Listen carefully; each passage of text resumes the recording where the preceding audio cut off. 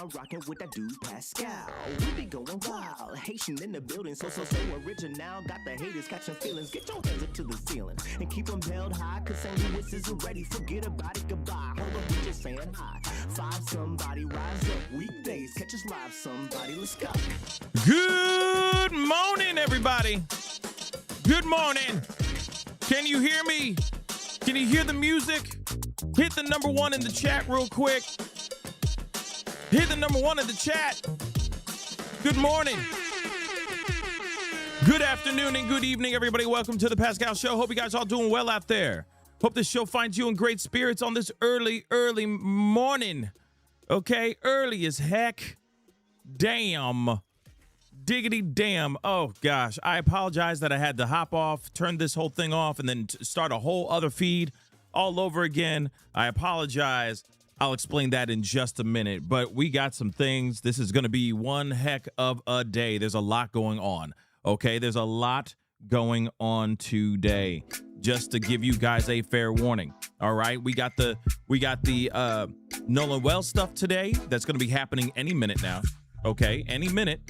We'll be hearing from Benjamin Crump about the autopsy results. We'll be talking about that here in just a little bit too. And then we have Deforvida.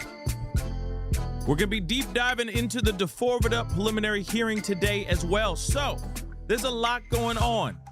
Everybody get your coffee, your libations. If it's 5 o'clock somewhere, in your neck of the woods, I don't recommend, morning drinking. It's not a good idea. Okay. It's not St. Patty's Day. If a damn show ain't Mardi Gras. So don't you dare do that right now. Okay. Get some coffee, get a tea, and some biscuits, especially those that are in Wales, in the Wales United Kingdom right now. Thank you so much, Ellery, for showing the love, for being a member for the past 13 months. Damn, that's insane. So please do me a favor before we get into everything, before we get into all this mucky muck. Hit that like button down below. Crush it, do it to do. Hit that reaction button if you're watching on these other platforms. If you are watching on these other platforms like Facebook, X/Twitter, Instagram, TikTok, Rumble, Twitch, Kick, I'm on all them mugs, man. I'm on all them mugs. So make sure you're hitting that follow button, especially on my Facebook. And might as well go follow me on my TikTok. Okay? Go for it. Because there's so much stuff that we're doing. All right? So much stuff that we're covering. There's so many cases popping off. It's crazy. So make sure you're following. All right? Please and thank you. All right? Again, hit that subscribe button on my YouTube channel. Subscribe, please and thank you. Go to my second channel, the Pascal Show Clips. It's still early in the morning. Pascal Show Clips. Go and subscribe over to that second channel, please and thank you. All right. Hit that notification bell on both channels. Set it to all so you know whenever I go live, whenever I upload, because honestly, it's a lot of breaking news stuff. All right. Hit that join button down below. Become a member. Check out my Patreon, which is right there going across the ticker down the bottom of the screen. And of course, check out PascalMerch.com. PascalMerch.com. It's got some really nice stuff. I don't know. I just made that up, but check it out. PascalMerch.com. All righty then. We got to get into this. Okay. Good morning. Good afternoon. Good evening to every single one of y'all. Good luck and good night to some of y'all. Okay. We got a lot going on today.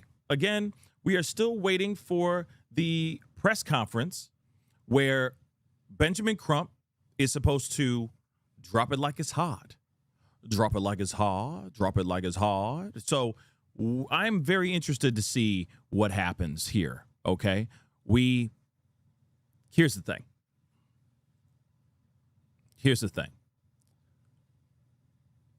The parents ran an independent autopsy on Nolan Wells' body. Now, we talked about this yesterday while we were in the middle of doing the Deforvida preliminary hearing, the David Burke, Celeste Rivas murder preliminary hearing, which this man is cooked. He is so cooked. Oh, my God. That man's cooked. He's screwed. It's over. He's done. But, here's the thing, though, okay?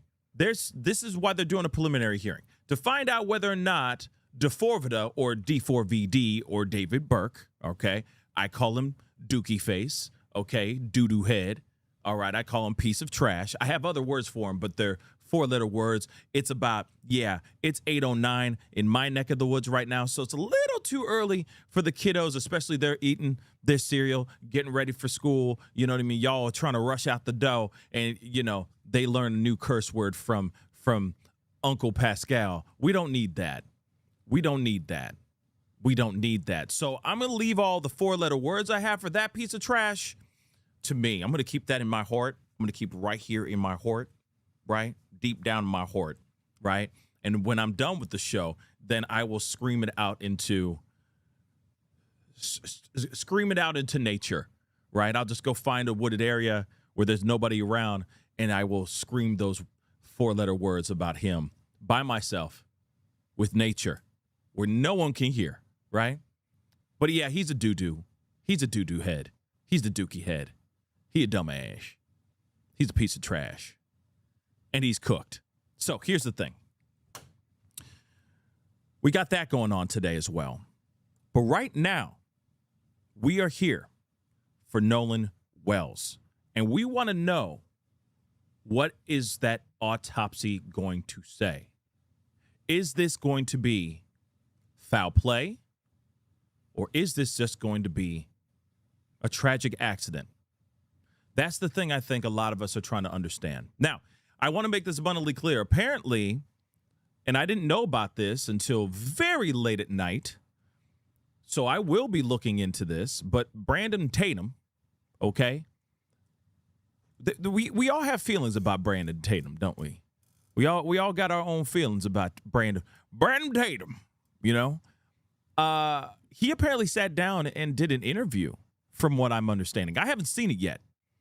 I'm going to be honest, I haven't seen it yet, but we are going to take a look at it for sure. Why would I not? Check that mother lover out. I just got to find a way to squeeze that in somewhere at some point today. But here's the thing. This is a long day. We got like a 5-hour show after this, pretty much, give or take, because I can't stay the whole day for the DeForvida stuff. But I'm going to give you guys as much info and as much coverage as I can today. And that starts around 11:30 a.m. Central Standard Time is when court starts. So we'll be on around 11:15, 12:15 Eastern Standard Time for those of y'all who are trying to do the reverse math really quick. Okay, so here's the thing. All right. DeForvida's thing is happening, right? We got all that going on. So we will be covering that. But now, hold on. We are still waiting for this conference. Whoops. I forgot. I had to reboot everything. You feel me? Hold on, guys. There we go. I had to reboot everything. Reboot the whole doggone computer because they did a reboot. It did like a systems updates and all this crap overnight. So you know how it is. You know exactly what I'm talking about. All right. You're like, oh snap. That's not at all how my layout was. Now I got to set everything back up. So it was tripping on me. That's why the audio is trash. Just so you know. All right. But nonetheless, all right, we have this press conference that's going to be happening here very, very soon. Here's the thing. It was an independent autopsy that was done by the family that they are going to be reading here. Now, let me just say this, okay? I have a massive problem with this. I haven't hit the dun-dun-dun, so I'm going to hit it now. Oh.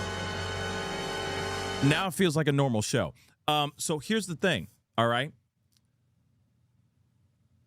Because I always hit the dun-dun-dun. But anyway, moving on. I have a big problem with this. Because usually we hear it the other way around.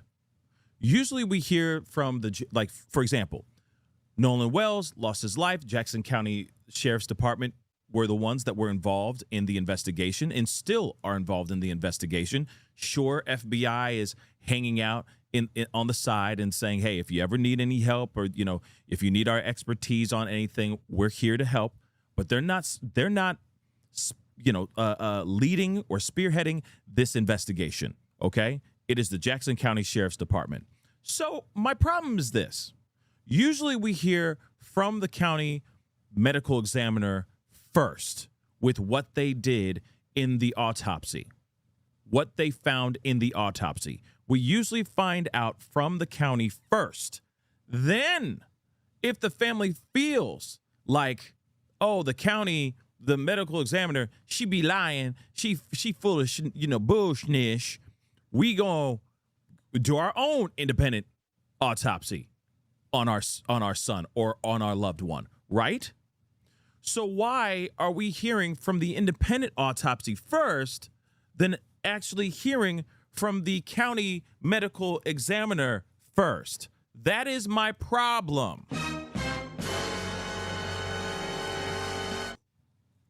You understand? Sorry, I need my coffee, okay? I need my coffee. It was a long day yesterday. It's going to be a long day today. All right. But I'm here to give you guys the information and the entertainment that you need for your day.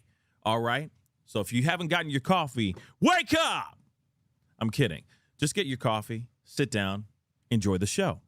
So here's the thing. Why are we hearing from the independent autopsy first and not hearing from the county medical examiner first? Now, I already know everybody named Mama is going to be running multiple different conspiracy theories. And you want to know something? I don't blame you. I don't blame you at all. Not one bit. You want to know why? Because this is odd. Okay? This is very odd. How many other cases have we covered where it has to do with, I've seen a couple white families do this too. Not all of them, but I've seen a couple white families do it too. But majority of the time, we see black families do the independent autopsy. The only time that they do the independent autopsy is after the county medical examiner does its thing. And then they go, no, my son or my daughter lost her life in a nefarious way. Don't you dare tell me that he or she died in the way that you say that, whatever your results come back as. I'm going to do an independent autopsy. It's usually after. But now we're getting it the other way around. And I'm sorry. Sorry, not sorry. I find that odd. Good morning. Good morning. If everyone can take your seat, we'll get started with the press conference in roughly 2 minutes. If everyone can take your seats, we'll get ready to get started in roughly 2 minutes. Thank you. Update, 2 more minutes. If you didn't just hear that, we got 2 more minutes. Okay? 2 more minutes. 2 more minutes. Now, here's the thing. If they're sitting there waiting, saying, hey, we're going to put out the independent autopsy first before the state, that still seems weird to me, too. That still seems weird to me. Y'all, it just is still weird to me. No disrespect to anybody, okay? No disrespect to anybody or anybody's theories of as well, okay? But I still find that weird that we're still getting the independent autopsy first.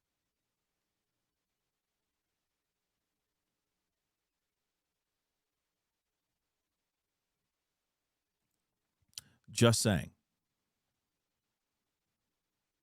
Now, what do you guys think? Is he going to say during this press conference that foul play was involved? Or do you think something else is going to be said? That is just that it was an accident. That maybe he was a little too drunk and an accident happened. What do you think?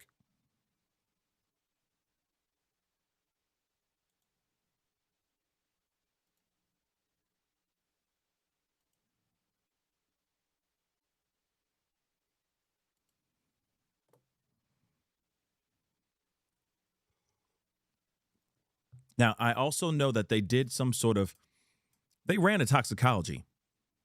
Okay. They ran toxicology on him as well. I don't know if they did an independent toxicology test.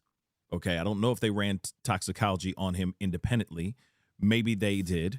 We'll be waiting on that as well.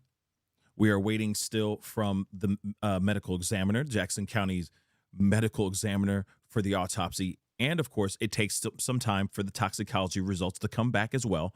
It could take up to weeks for that to come back. So we still have to wait for that as well. And, yes, Classic, I forgot to say that. Thank you so much for reminding me that this is a preliminary autopsy result. So it's not the whole thing. It ain't the whole thing. So, again, interesting, right? And now, again, let me just repeat this. He's doing a press conference over it. If it was a nothing burger, well, you never know. We'll find out what he's going to do. But I just feel like if it was a tragic accident and this whole thing just misconstrued, big, huge misunderstanding, so on and so forth, I don't think he'd do a press conference with these results. I really don't. So I think we're going to be hearing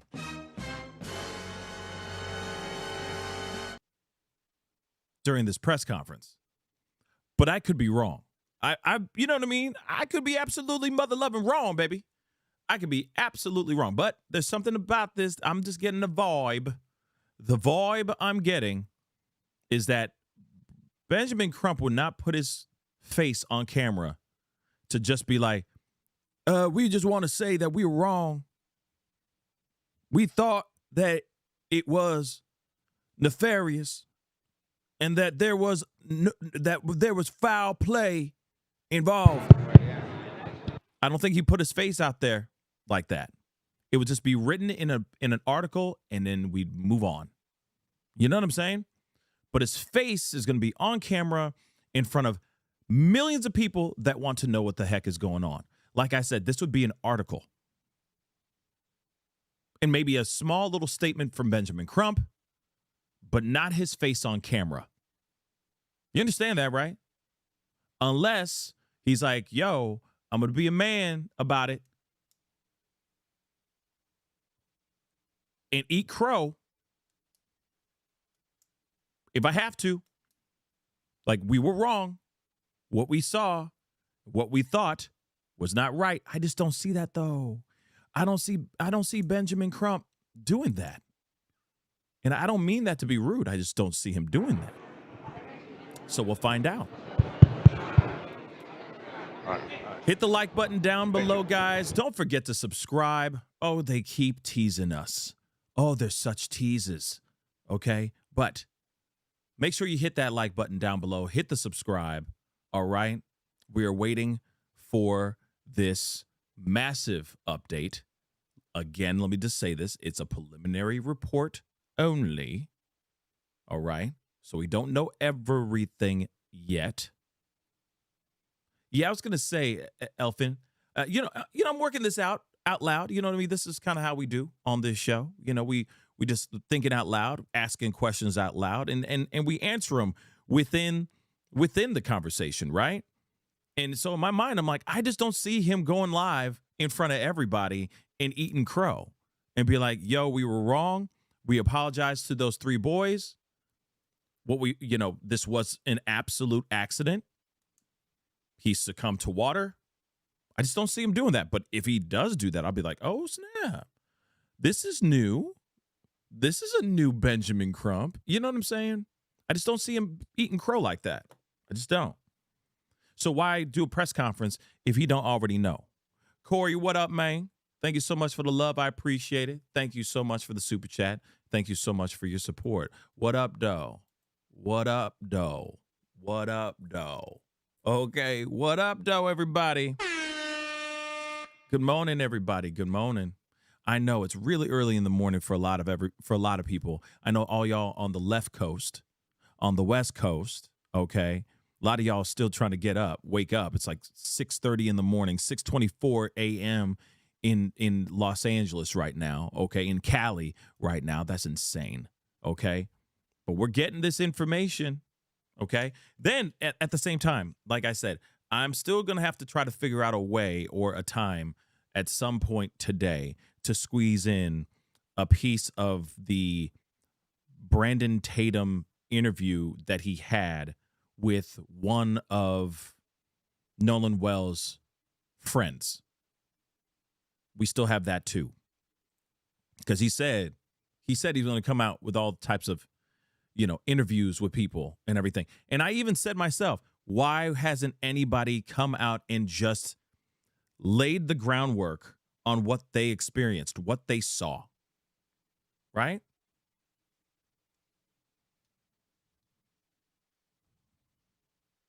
None of these kids have spoken out. So that's what I even said yesterday in a video that I did. In fact, I'm going to put that in the chat so that y'all can go check it out if you haven't seen it yet.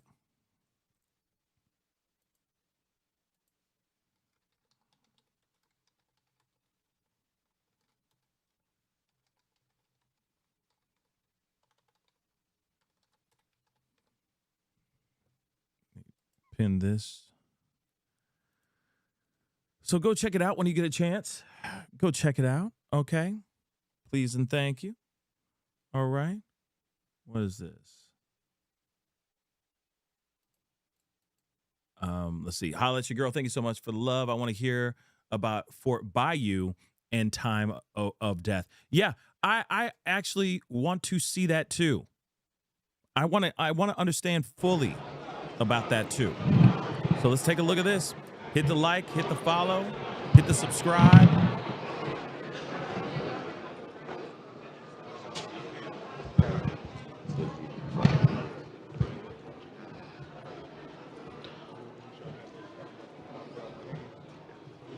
Good morning. My name is Trevon Williams, Senior Vice President of Marketing Communications with the NAACP.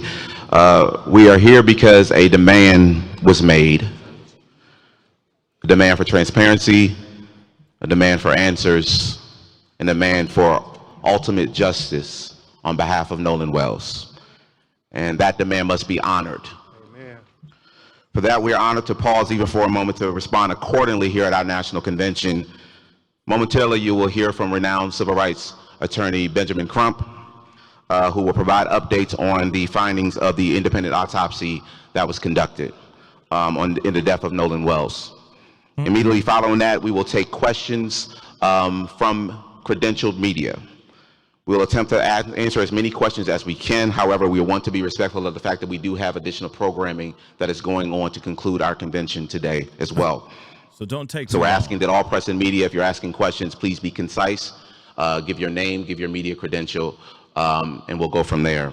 But before he comes, we will have the leader of the NAACP, President Derrick Johnson, to give opening remarks. President Johnson.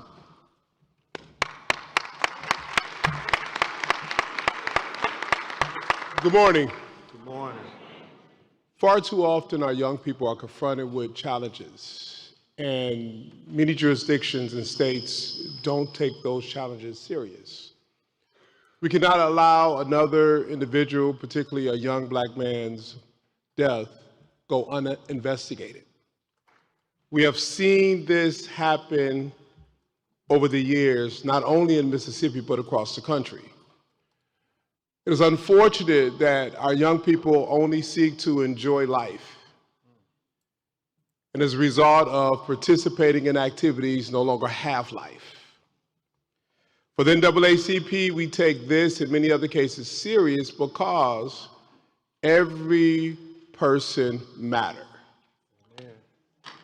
I want to thank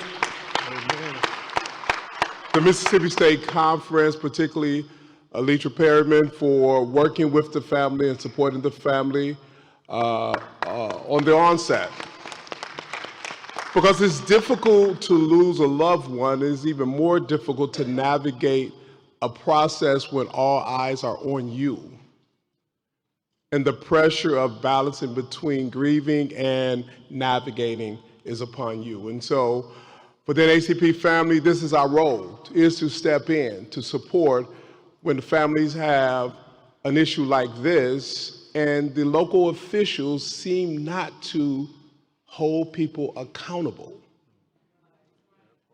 It's unfortunate when you see news reports and law enforcement officials are repeating what individuals are saying as opposed to investigate the individuals who gave you the information, because you don't know who was involved or not involved. Amen. And so narrative matters in this case. And we're saying that in Nolan Wells' situation, the narrative should not be it was an accident before there was an investigation.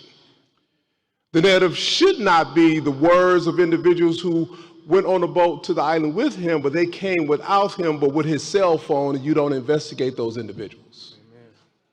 We're not accusing anyone of anything other than the state of Mississippi and local officials. We're accusing them of being derelict in their duties.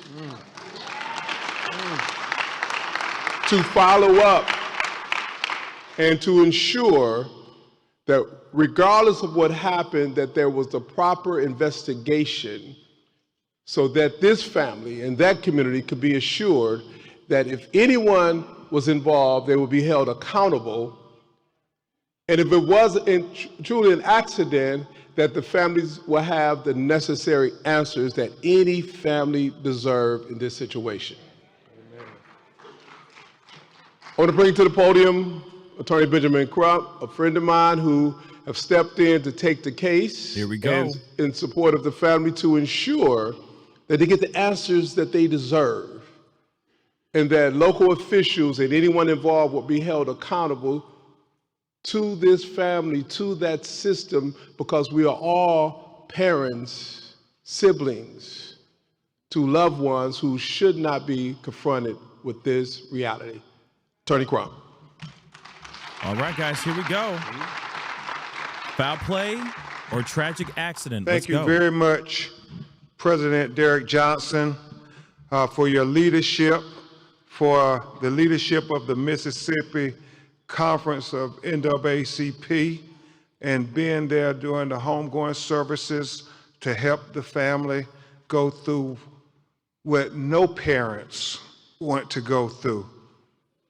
Thank you to Chairman Leon Russell, my longtime mentor from Florida, who helped raise so many of us. Thank you for always being there, Chairman Russell.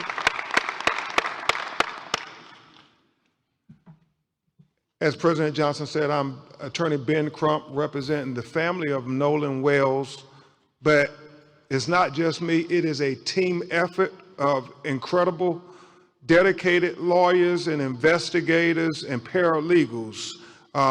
Attorney Lisa Park, attorney who you'll hear from in a few minutes, Attorney Eric Hertz, Attorney Gary Buchan, Attorney Camila Moore,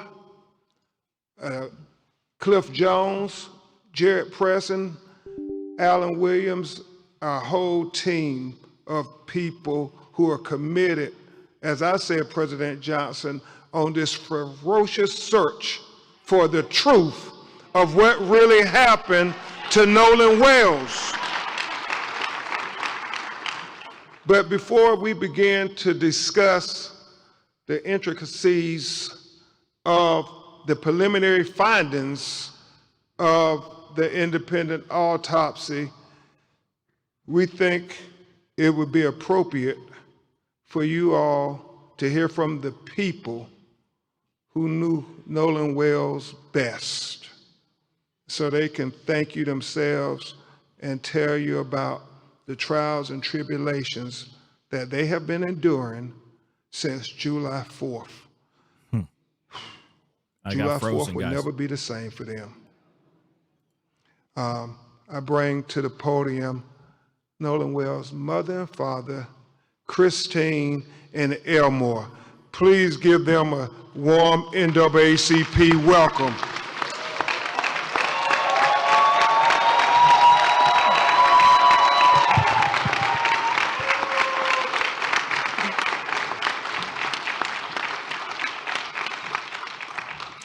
First of all, I want to say thank you all so much.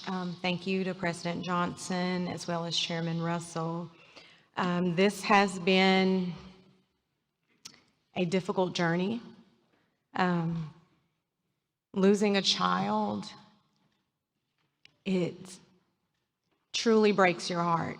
It is a pain that is just, you can't measure it. Especially someone like Nolan, who brought so much joy and light and life to everyone. You don't find too many genuine people like him. So to lose that light at such a young age under these circumstances has been absolutely difficult, which is why we've gone this route. There's so many people out in the public asking all of these questions, but the only question that we have is what happened to our son. That is the only question. We have consistently been degraded by the public. There's been questions about our parenting, our GoFundMe, this, that, and other. I've been called a racist. I am a healthcare provider, and I take my job very seriously. I love everyone.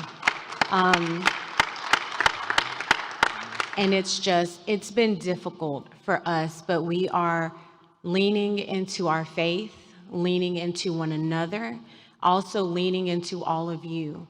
There are not enough thank yous, not enough appreciation for what you guys have done for us. And we do. We love you from the bottom of our hearts. Thank you.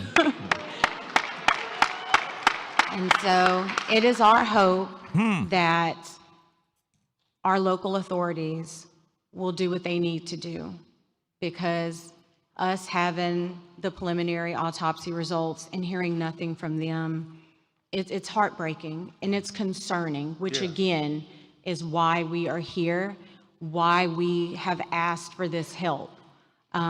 So again, thank you all so much for your support. We appreciate you, we really do. So what does that mean? It may have just been an accident, maybe. Every day I wake up, it's a new challenge. Knowing that a part of me I will never talk to, I will never hold, I will never play around with or get mad at, is not here anymore. Nolan brought a lot of joy to our family. He was the wittiest one out of everyone. The clown. He loved to put in the work because he wanted to be the best. He wanted to make me and his mother proud, and we were so proud of him just for being the person that he was. He was loving. All his teachers knew him, but loved him. He walks in the room, his aura, you're automatically drawn to it. Never met an enemy. And if there were, they would eventually be friends, because they would eventually bond, and it's gonna be hard. He should be at football practice right now. This sounds like an accident. Calling me after practice, Dad, I made this play, or I made that play, or I get a text with 3 or 4 videos of him doing this, running this route, making this block. And what you think? What you think I should do? And I will give my honest, because I always tell them, if anyone is going to be totally honest with you, it's going to be me. And it's not because I'm being mean, but people outside of your family are going to tell you what you want to hear. I'm going to tell you what you need to know to make you better. It's going to be hard for our family from here on out. And like I said, every day is a challenge. Wow. We're going to miss our son, And like my wife said, we just want honesty. We want to know what happened to our son, because the things that you're telling us, that's not the character of our son. We know our son. I understand, our children would do things that, that would kind of dumbfound us sometimes, but the things that we're being told, that wasn't Nolan. So please keep us in your prayers, keep him in your prayers, and we're gonna keep pushing and fighting until we find answers. Thank you guys for your love and support. Yeah, this sounds like this was an accident, or they're gonna find out it was an accident, maybe, but hopefully they get to that right now. Christine and Nolan, Christine and Elmore, Nolan's mother and father. Before we start to Come go over the preliminary findings from the independent autopsy, we will hear from Attorney Lisa Park to tell you about who was the forensic pathologist who conducted the autopsy. Attorney Lisa Park.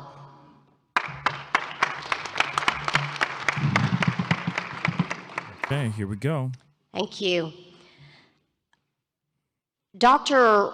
Roger Mitchell could not join us today, but we felt it important before we reveal and unfold this report that you understand who conducted this autopsy. Dr. Roger Mitchell is a physician and board-certified forensic pathologist with 2 decades of experience. He currently serves as the president of the National Medical Association, which is the oldest and largest group of Black physicians in the U.S.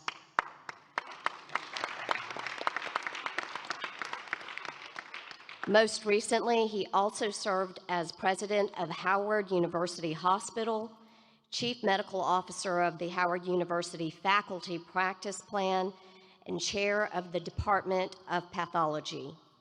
Before joining Howard, he served as chief medical examiner for Washington, D.C. from 2014 to 2021, and is later as interim deputy mayor for the Public Safety and Justice. Dr. Mitchell has conducted and managed thousands of autopsies and is nationally recognized for his work at the intersection of medicine, public health, and justice. And for this case, we sought out the very best, and we are proud to be working with the very best.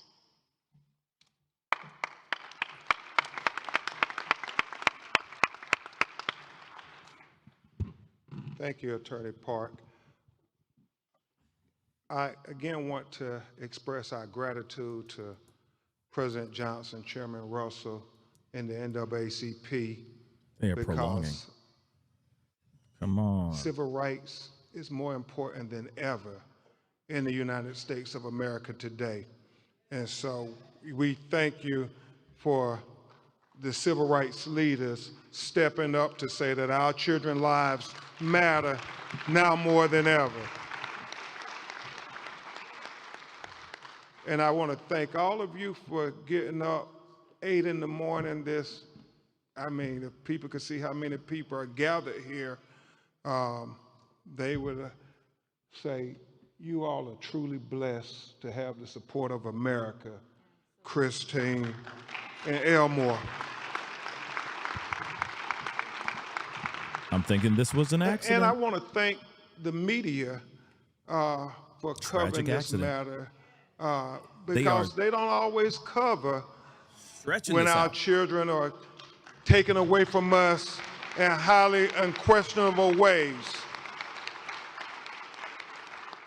And I do understand there's a lot of news going on in America today. I woke up to them saying LeBron James is going to announce where he's going to play basketball next year. But I'm very happy that the media said this story is just as important.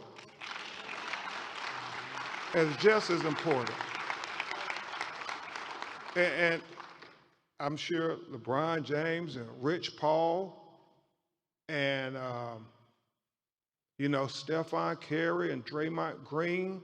Like, what's going on? Shimon, baby. Shimon. Jaylen Brown, Embiid, Maxey. What is going on? Giannis, Bam, and many other players in the National Basketball Association will all agree that our children's lives are far more important than where LeBron or any other player will play next year. And so that's why I thank you all for being here, because this news is as important as any news in the United States of America. Finding out why is Nolan Wells dead. This is an accident. That's basically what this is. Sorry. I want to could be wrong. thank you all who have called the call center. I want to thank Reverend Al Sharpton. I want to thank Mr. Tyler Perry. I want to thank Mr. Terry Owens for putting up the $125,000 reward for anybody out there who have information so we can get to the truth of what happened. I mean, any videos, and we've gotten so many videos, President Johnson, from that day from young people, and we want them to have the courage to come forward with the pictures, what you heard. I know people said there were a lot of disturbances out there. Some believe it involved Nolan. All of those things are important to get to the truth of what happened. The fact, Christine, that the United Cajun Navy are so forthcoming. The fact that they told us, we haven't heard from any of their local officials, that Nolan was found face down, fully clothed. Well, that's significant to us because the last time we saw him on the videos, he was without a shirt. So at what point did he put on a shirt? Somebody saw something. Somebody knows something. There were almost 300, 400 people. Somebody knows something. So, interesting. Scott X, we're trying to just make sure people understand that you can call the Nolan Wells tip line. Still. At bencrump.com. Okay, maybe I'm wrong. We will gladly listen to you, take any information as we try to put together this puzzle of what happened to Nolan Wells. And today, we're going to add some more parts to this puzzle. Okay. Because my legal team and I, we stand for truth, no matter who it implicates or who it exonerates. Maybe I'm wrong. We stand for justice, no matter who it convicts or it acquits. Yeah, and we stand for transparency because we got eyes that can see, and we don't need government officials having to narrate it for you and me. We can see it for ourselves. Transparency. That leads to the truth. The truth is the foundation for accountability and justice. And that's all we're seeking, as Christina Elmore said from day one. So with that, and Christina Elmore, if you all want to sit, we're about to go through this autopsy, and I know it may be a little emotional. Thank you, You're welcome to stay. Okay. The moment we've been waiting for, I think.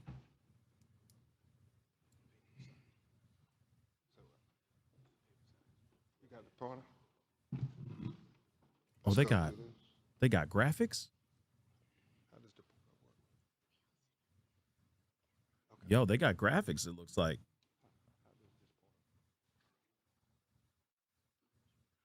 They got a laser pointer, y'all. They got a laser pointer.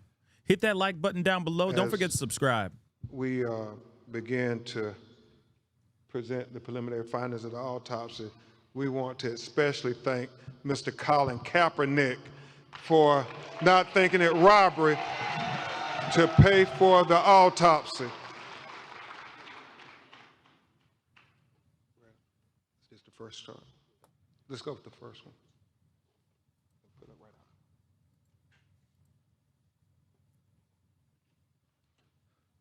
So, where's the?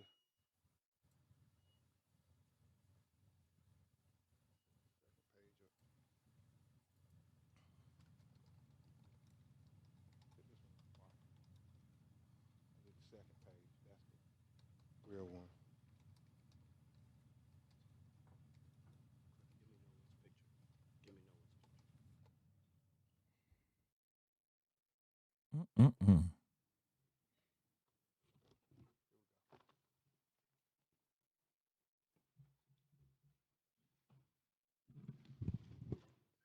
And the autopsy will be provided for the media at press@bencrump.com. And so, Mr. Jones, keep that. I don't need this one. I just need this one here. Pull this closer. So, pull this up here.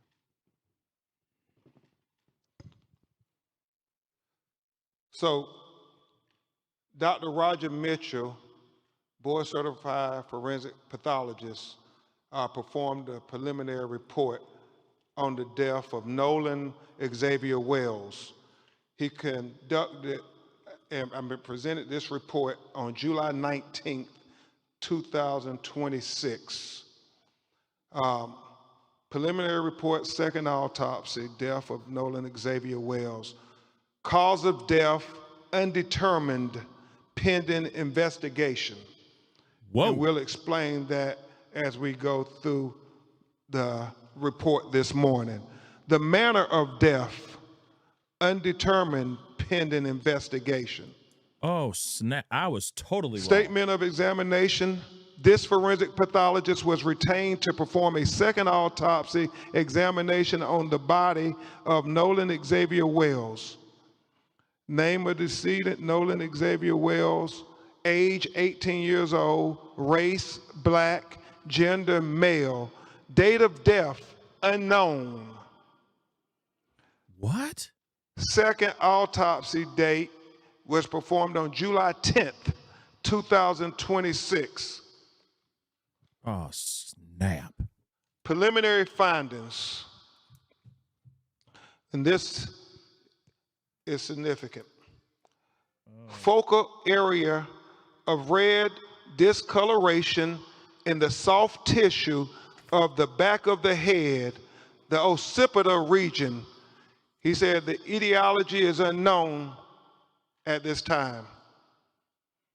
He said the body was received after the initial autopsy. He said the body had marked decompensation.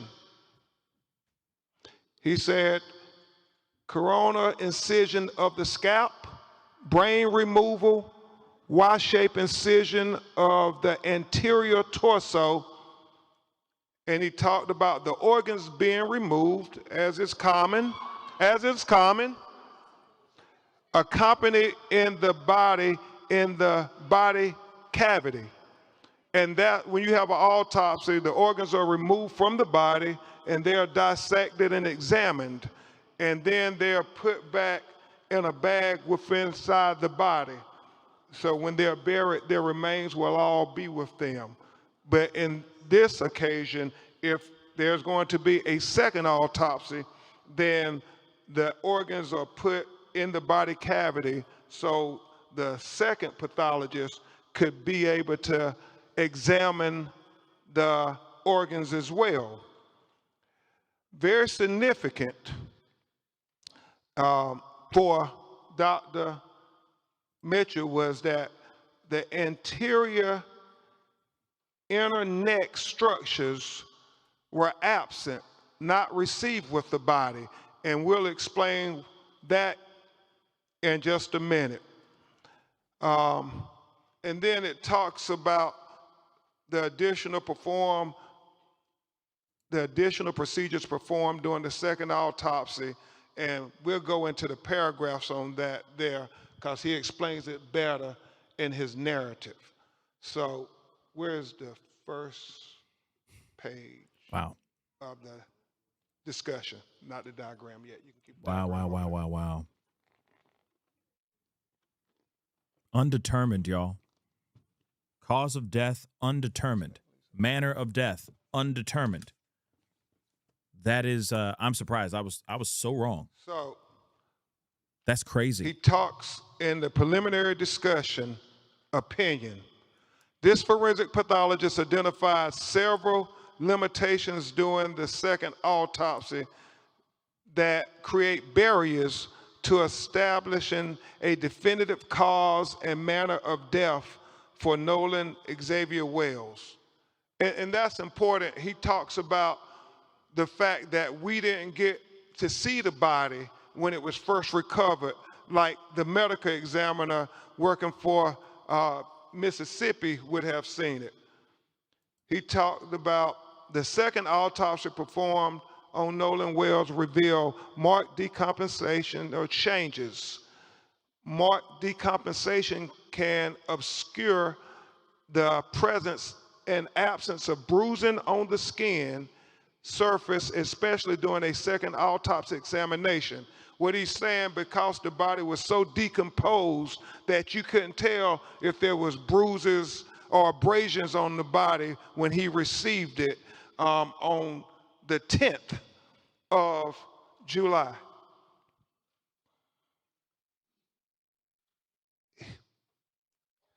For these reasons, additional dissection procedures not performed during the first autopsy examination were performed to rule out potential blunt force injuries responsible for the death. These procedures included facial dissection, posterior head and neck dissection, dissection of the ribs, the pelvic, dissection of the subcutaneous and deep soft tissue, dissection of the back, the buttocks, the arms, and legs.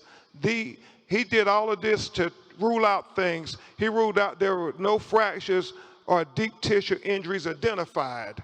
This was very important because he wanted to be very thorough and very transparent, because transparency is the key to getting to the answers of why Nolan Wells is not with us. So he did that there and was very straightforward, very open, very open. He says, however, dissection of the back of the head during the layered posterior neck dissection revealed a 12 by 8 inch focal area of red discoloration in the deep soft tissues overlaying the occipital bone. And he talked about how he found red discoloration when base he of the cut back of the skull. open into the back of his head towards the occipital bone, and he saw the red discoloration, and we actually saw the pictures of it. It's significant. You can't help but notice, why is this dark red here in the back of his head? And so he was important to note that in his report. He said that etiology of this finding is unclear. There are no lacerations of the overlaying skin nor fractures of the underlying skull. These findings are inconclusive for perimortem injury due to both the extensive decomposition and the absence of associated injuries. This finding, however, is significant enough to be highlighted in this preliminary report for further investigation. It is important to reiterate that the finding could not have been observed in the first autopsy because the posterior head and neck dissection were not performed. He said another limitation, move this back here. Another limitation faced by this forensic pathologist was the absence of the anterior internal neck structures. The trachea and the laryngeal cartilage, the thyroid horn, and the hyoid bone were not received with the body. So he's saying that the throat was not received with the body when he got Nolan Wells' body in Washington, D.C. to perform the second autopsy. And so let's discuss that with what he said about that. He said, it is assumed that the initial pathologist retained these structures for additional evaluation.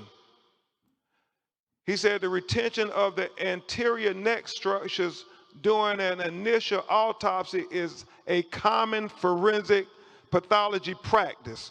He was chief medical examiner for 7 years in Washington, D.C., and he said that if they had concern about throat or any fracture or compression of the throat, they too will hold them back. He doesn't know why they held the throat back, but he said the throat was not with the body of Nolan Wells when he received it in Washington, D.C. to perform the second autopsy. That's weird.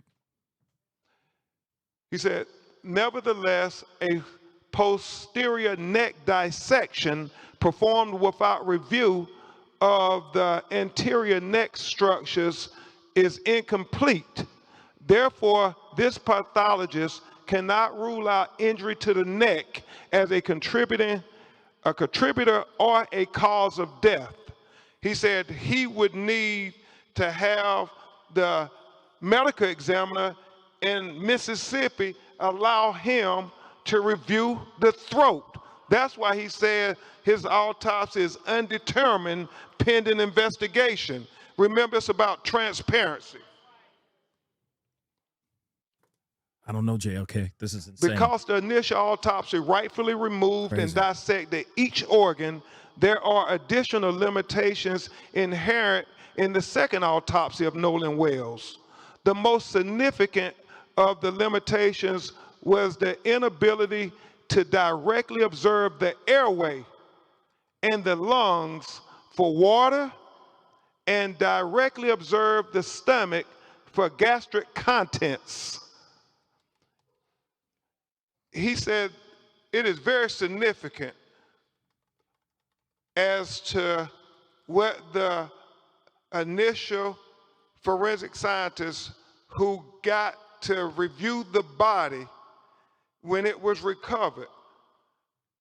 We have heard from my call center people saying the body wasn't waterlogged.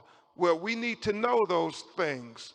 But unfortunately, because the body was decomposed and the organs have already been dissected, those are things we can only get from the initial autopsy. So therefore, again, the manner and cause of death is undetermined until further investigation. We are hopeful that the Mississippi Medical Examiner would give Dr. Mitchell an opportunity to see their photographs and their observations to the condition of Nolan Wells' body closer in time to July 4th. That is very important, and we have to continue to demand transparency, President Johnson. Oh boy, oh boy. Ah, come on. Yeah. In addition, the original toxicology results have not been received at the time of this report.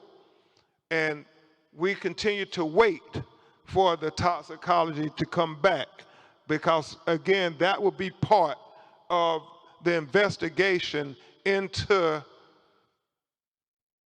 Nolan Wells' autopsy by Dr. Mitchell. It is significant to note that it's many things that go into toxicology that only Dr. Mitchell would be able to opine upon, and medical experts can opine upon. And he feels the proper place to do that is before a grand jury in a courtroom. And so we would hope that the district attorney would present Dr. Mitchell before the grand jury as well. We want all relevant information to be heard by the grand jury. Lastly, in cases where a death has occurred in or around a body of water, this is important. Sure, the first coroner would say, "Hey, here's the body, but I'm keeping this and that, and here's why." In cases where a death has occurred in or around a body of water, thank you, Ellery, with suspicion of drowning, it is important to confirm how that person entered the water. Mm-hmm. This is the crux of the matter. This information is especially important for those deaths of persons who can swim. As in the case with Nolan Wells, at the time of this report, this forensic pathologist does not know the condition of Nolan Wells. He did not know whether he was conscious or unconscious when he entered the water. He said that would be significant. He said he did not know whether he was forced into the water or unforced into the water. He said that would be significant. So he said the condition of Nolan Wells before he entered the water would be the crux of the matter. It would be of utmost importance to being able to determine a cause and manner of death. He said, definitive circumstances of death are required to determine the manner of death. For these reasons, this pathologist cannot rule out, and let me really call your attention to this. For these reasons, this pathologist cannot rule out if any intervening non-accidental factors contributed to or caused the death of Nolan Wells. Uh-oh. Dun, dun, dun. Understand, he's saying based on the examination of the body, can't rule out he foul cannot play. rule out foul play. There it is. That is significant. Sheesh. With the following questions still outstanding, number one, what were the circumstances that led to Nolan Xavier Wells entering the water? Number two, what was the body position when it was found? We know that a member of the United Cajun Navy said that he was face down and he was fully clothed. Number three, was there water in the airway. Remember, he talked about the lungs and the airways where they fill with water. Number 4, is there any evidence of injuries to the anterior neck structure? We got the autopsy without his neck. We got the body without his neck at the time of the second autopsy. Number 5, is there any evidence of any intracranial hemorrhaging? He said that is going to be very significant. Things that he could not observe at autopsy that the initial medical examiner would have been able to observe. Number 6 was the composition of what was the composition of the stomach contents. He talks about that being important because when was he found? How long had he been in the water? How long had it been since his last meal? All those things become relevant factors when you're trying to do a thorough and impartial autopsy. And number 7, what are the toxicology report findings? He said the best classification again for the cause and manner of death for Nolan Xavier Wells is undetermined pending investigation. This forensic pathologist reserves the right to review and incorporate additional forensic pathology information into his opinion as it becomes available. He says, the above opinions are expressed to a reasonable degree of medical certainty. Dr. Roger A. Mitchell, July 19, 2026. And we know that, as I said, this is only another part of the puzzle. And even though it tells us significant information, we still have more questions than we have answers at this time. And we will continue to press forward and persist, Christine and Elmore, with getting the answers to these questions. Because as you, yes, we will persist, because as Christine and Elmore and Attorney Parker and I talked this morning, we know that there are so many conflicting stories.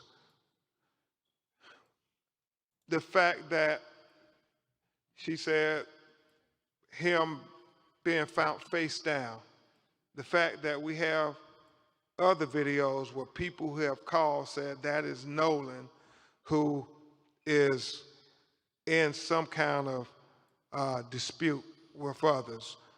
We're looking at all of these things. The fact that the GPS tracking of the boat is being questioned by many.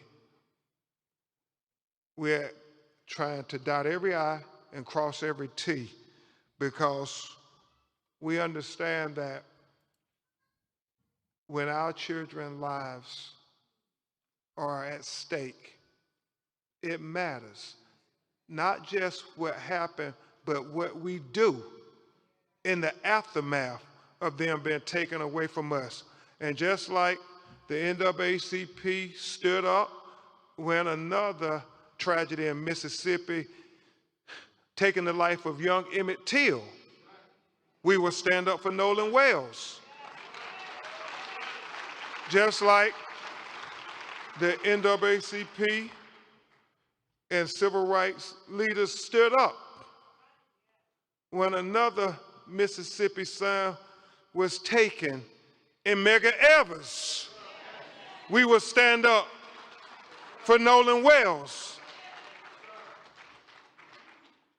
And just like too many of our young people, Trayvon Martin, Michael Brown, Breonna Taylor, Ahmaud Arbery, Botham Jean, Terrence Crutcher, Stephon Clark, Sandra Bland, Atiana Jefferson,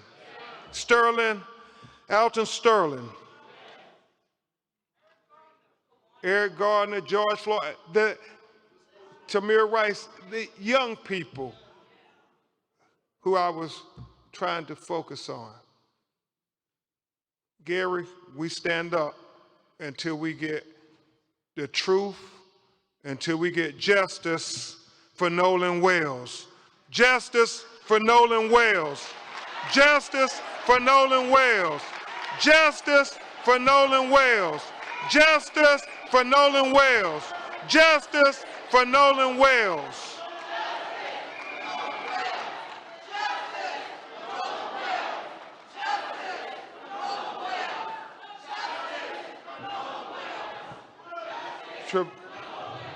We were asked if Christine and Elmore and President Johnson can come back and join us on the stage. And Trevon, we will have you coordinate questions and answers for us or President Johnson or Attorney Park and I. I will say this, as President Johnson comes to the stage, I was sharing this with him and Chairman Russell, Christine Clark. God knows we wish we had you at the Department of Justice now. Christine Clark. As I was sharing with President Johnson and Reverend Al and others, this is so important that we continue to talk about Nolan Wells and what happened to him, and that we get attention on him, because in getting attention on him, it brings attention, Cliff Jones, to other cases that are not getting their attention as of yet. But I'm so grateful to Christine and Elmore, because they said whatever we can do, not only to help our son, but to help these other young black boys who was killed the July 4th holiday. And I want to take a moment before we answer your questions to talk about two other young black men, both 18 years old, who were killed in extraordinary ways that are very similar to Nolan. President Johnson, 18-year-old Daniel Irvins went on a fishing trip, out on a fishing boat with two other young men. He was the only black. It is alleged that he ended up accidentally drowning, but his two white friends got his cell phone and threw it away, got his clothes and threw it away, and then went and deleted all of their text messages with him and social media. Sounds familiar? And they've only been charged with tampering with evidence.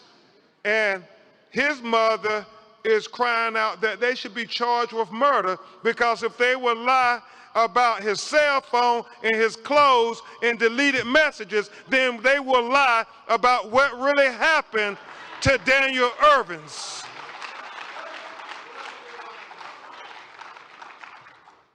And then there's the matter, President Johnson, Christine Clark, of 18-year-old Tyler Smith. Tyler Smith, on 4th of July, was at a house party with about 10 other people. He was the only black person at the house. He somehow ends up shot in the head, dead. Some of the friends get rid of the gun. The police show up. They tell the police it was an accident. It was an accidental shooting, that they were playing Russian roulette. And Tyler Smith ended up getting killed. And apparently, Christine Clark, President Johnson, the police just took their word for it. His mother and grandmother are incensed. They asked the police, did you do a gunshot residue test on his hands? And the reason they said they had to call us, like Daniel Irvin's and Nolan Wells' family, because the police told them, President Johnson, that there was no need to do gunshot residue on his hands or any of the other people in the house, because I don't understand this logic, but they said if they were playing Russian roulette, then all of them would have gunshot residue on their hands. So we don't need to do gunshot residue tests. It makes no sense whatsoever. So they are taking the word of these 10 people that your son just killed himself.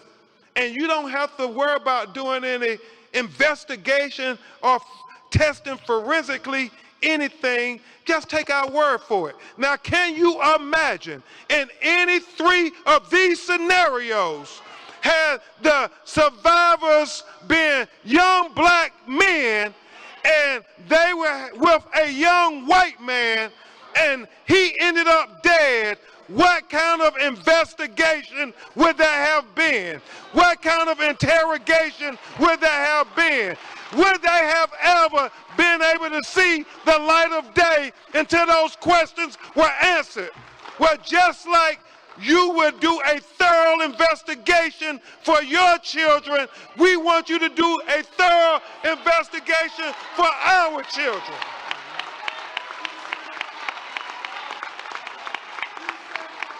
We don't want anything special. We just want equal justice. Equal justice. And so with that, I'll turn it over to Trevon to lead us in the final session.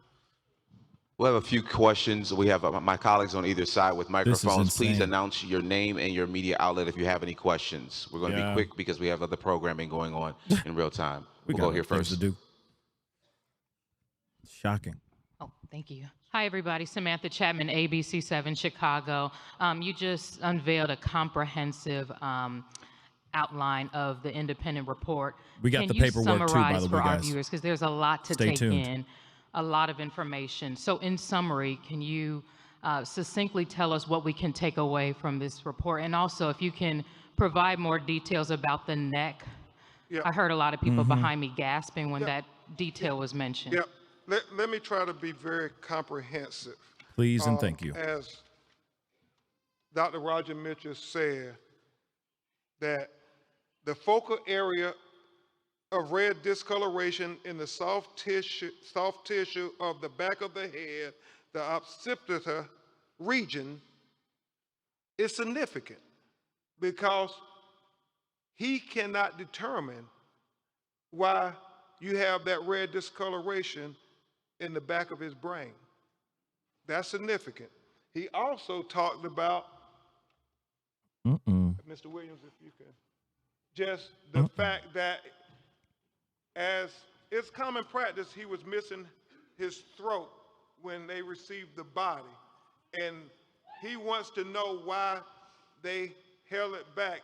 He's not drawing any conclusions, but he said he would want to examine it if there were neck fractures or compressions to the neck.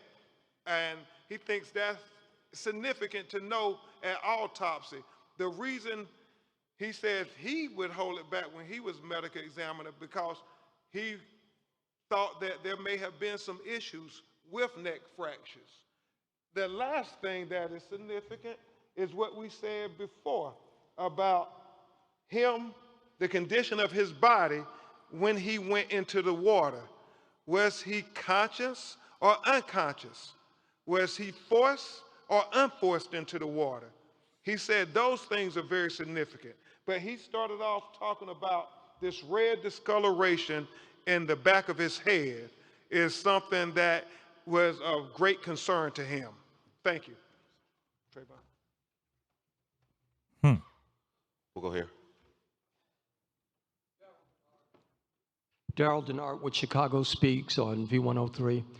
What specifically are you calling for from Mississippi authorities in terms of transparency, but more importantly, investigations?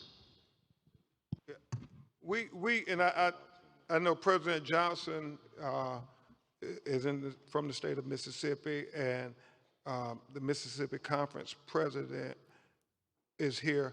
They're calling, as we are, for a fair, impartial, comprehensive investigation. When Nolan's parents heard the sheriff say there's no foul play at the beginning of the investigation, that is cause for concern, major concern. You haven't even investigated, but you're saying no foul play. And so we want them to dot every I and cross every T. You know, we had a meeting with the district attorney, and we expressed to them about our lived experiences.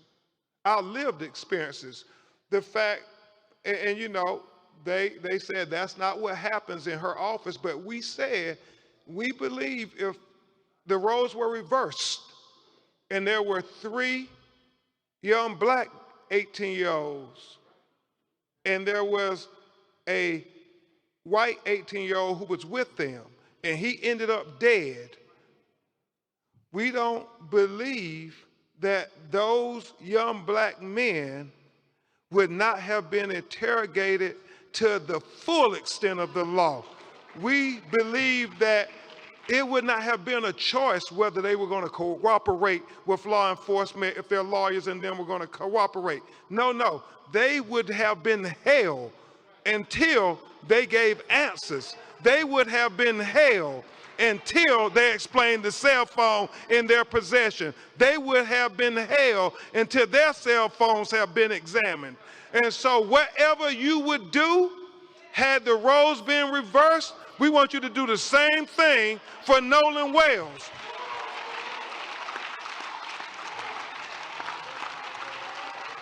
We have time for one more question, and then we're going to have a prayer with our Religious Affairs Committee with the family. One more question here. My sister. I'm Tiffany Walden with the Tribe in Chicago. I know that we're talking about a transparent investigation, but for families and people who are watching, can you kind of give a breakdown or a timeline to the best of your ability of the contact that you've had with Mississippi authorities or Ocean Springs authorities or the Cajun Navy? Have you all talked to them? Do they call you after the initial autopsy? Is it just radio silence from them? Do you have to call them? Can you kind of walk us through that process? So the last time we actually spoke with local authorities, which would be the Sheriff's Department, was I think a day or 2 after his body was found. That was only initiated by me. I sent him a text message. I was like, hey, this is Christine, Nolan's mom. I just want to see if there are any updates. Basically, he called back. There were no updates. He's like, we're still interviewing. And again, my concern, and also my husband's concern, was it was not even an hour that his body had been removed. And the sheriff came out and said, this is, accidental drowning. We don't think there's foul play.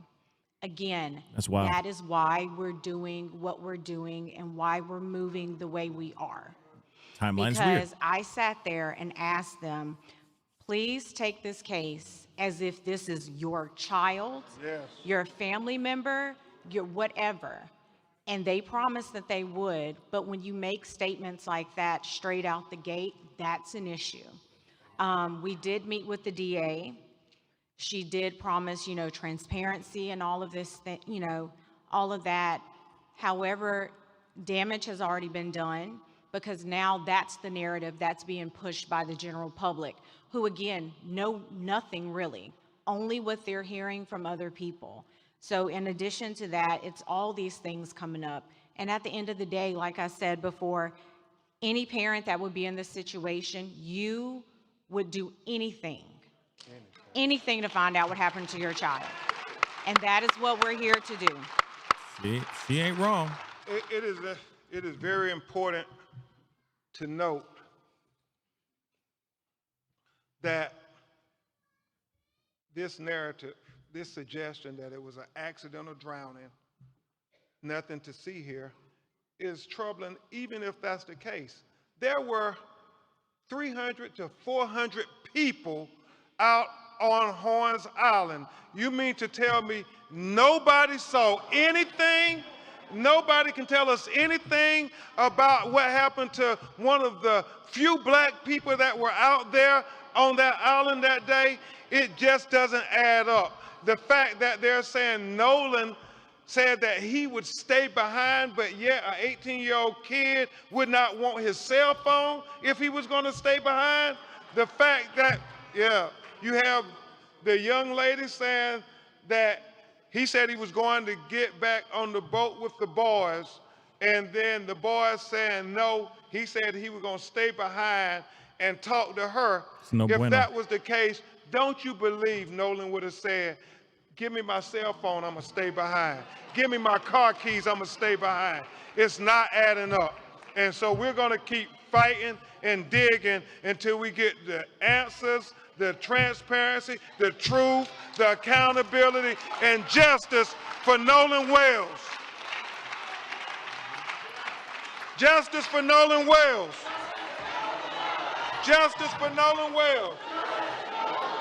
Justice for Nolan Wells. Justice for Nolan Wells. Justice for Nolan Wells. Justice for Nolan Wells. Justice for Nolan Wells. Justice for Nolan Wells. We're going to have our Religious Affairs Committee join us quickly so we can have a quick word of prayer with the family, and that will conclude our press conference formally. Clothes were on, y'all. He had a shirt on. So he had clothes on, body was found. This is insane. Good morning. This is insane. It's a good morning in spite of all that we have heard. It's a good morning because we're here for justice. I'm Reverend Wendell Anthony from the Detroit branch and also a member of the National Board of Directors and a part of the Religious Affairs Committee, joined by colleagues who are here. I'm going to ask all of you if you would be so kind as to just link arms. Just link arms so that we can link ourselves around this particular moment and around this family. There's an old African proverb that says, those whom we love die only in the physical sense, but their spirit continues to live on in the will and determination of those whom they leave behind. Mr. and Mrs. Wells, I did not know your son, but I could tell from just looking at his photograph, I can feel the aura, the joy that you talked about.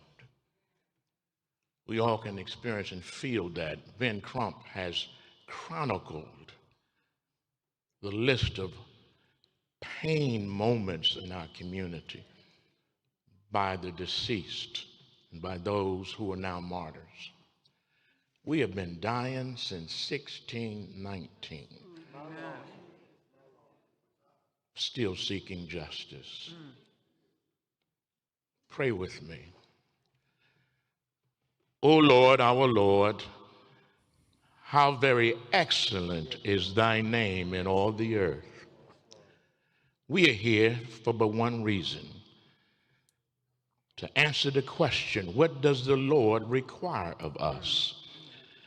But to do justice, to love mercy, to even walk humbly with our God. Lord God, your people are here beseeching justice. We're here for transparency. We're here for truth. You who are the way, the truth, and the life, we're here because of you. Lord God, how long must we continue to pay evil a toll at the gateway towards justice? How long must we see our children lie bleeding in the streets, in the sand, in the water, on the asphalt pavements of this nation that we built.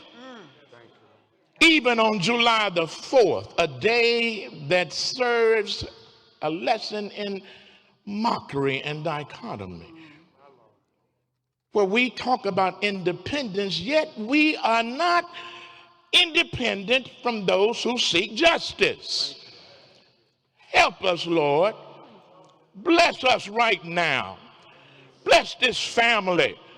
Cover this mother whose tears fall down her cheeks. Cover this father as he remembers his son whom he taught and whom he mentored to play in life, but more importantly, to play the game the way it should be played in living. Lord God, we thank you so much. We've gone down the roads. They lied on Martin. They lied on Medgar. They lied on Malcolm. But more importantly, oh God, they lied on you. You who know about lies. We know that the truth shall eventually set us all free. Help us to get the truth, even in Mississippi.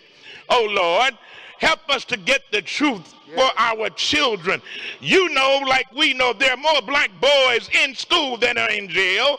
We know, oh God, that there are more of us who are striving for the benefit of life rather than the poison from living. Oh Lord, how long will justice continue to lift up her brow so that she can see who is standing before us, so she can make a decision that is not in our interest, but in the interest of those who seem to be different from us. Help us, Lord. Don't we as a people bleed like everybody else? Don't we as a people need comfort like everybody else? Don't we as a people need justice like everybody else? Don't we as a people feel the pain when our children are taken from us like everybody else? Help America, Lord, because America has a problem. We don't have a problem. America has a problem. Fix the problem. In 250 years, we still seem to suffer from the same old problem. Fix America, oh God. Fix justice, oh God. Fix us, oh God. Fix Mississippi, oh God. Fix those who are standing at the gateway to break open the doors for justice. Not just us, but justice. Help us now, Lord. This is our prayer. This is our plea as we seek that which you have the power to give, and that is justice. The just shall live by their faith. The just shall live by their faith. And oh Lord, we know that when we fight, we win. When we fight, we win. When we fight, we win. Let's win in the name of justice. Let the people who love God, who are called according to his name for every good purpose, who believe in justice, say amen, amen, amen. Now give justice a hand praise. We praise God for justice. God bless you. President Johnson, I want you to know, and those who are here, there are 12,000 people who are looking at this press conference on YouTube. That was 30 minutes ago. There were 14,000 people who were looking at it on the Roots. That was 30 minutes ago. Ben Crump, this ain't no secret. The nation is looking for justice.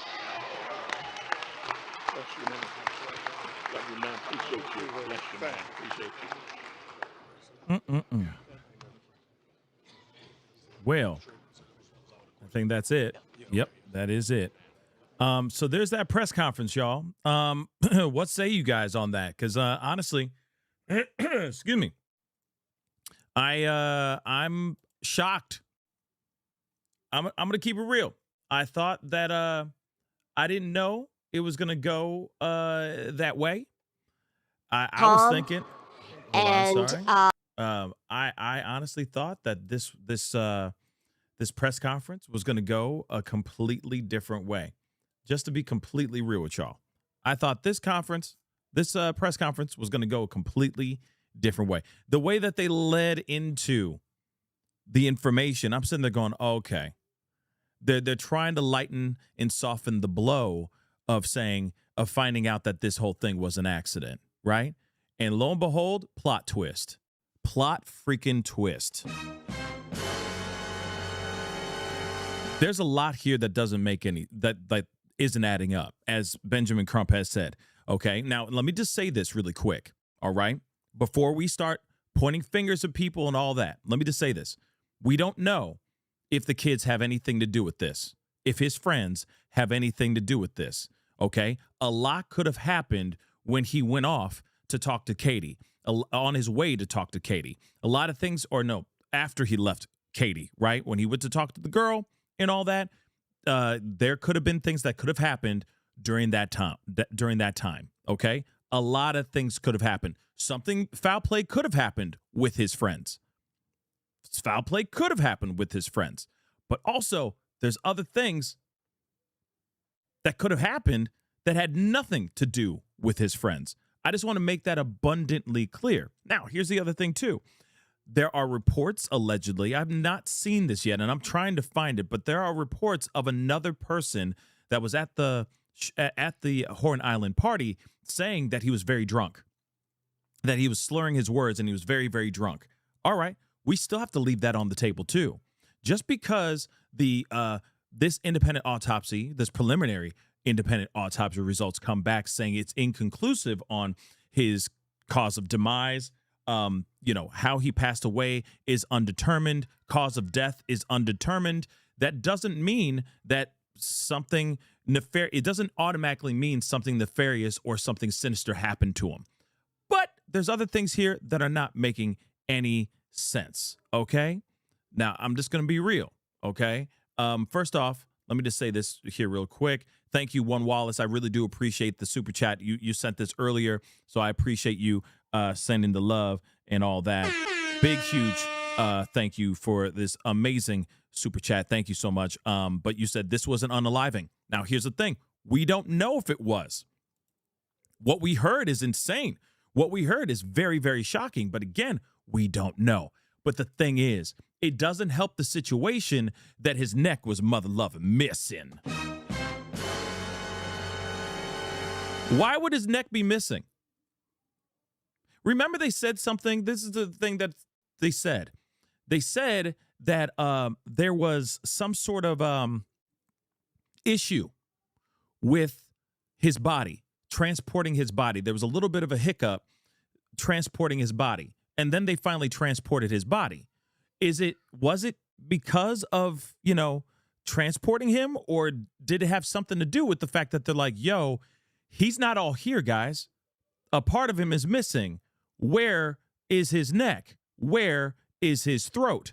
We kind of need that, especially if we want to find out if this was like a dry drowning or if he somehow was suspended in some sort of way, if you get what I'm saying, if something happened to his neck, if the vertebrae in his neck were crushed or fractured of any kind, that maybe there was something that happened here. You see what I'm saying? Those pieces of information are very, very important. Why that piece of information or why that piece of a body be missing on his body? See, here's the thing.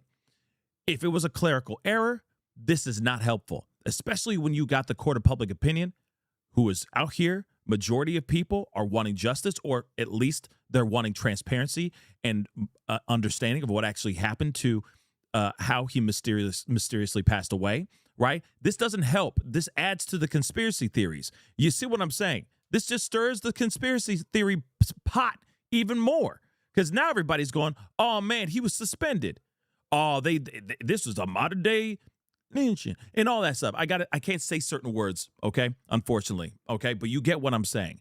That he was suspended in some sort of way, that they did something, but blah, blah, blah, right? So again, like I said, the information that is here is pretty insane. We also understand that from this preliminary autopsy report from their own independent doctor that did his own due diligence, they say that it's inconclusive on how he passed, that they still feel that they cannot rule out foul play.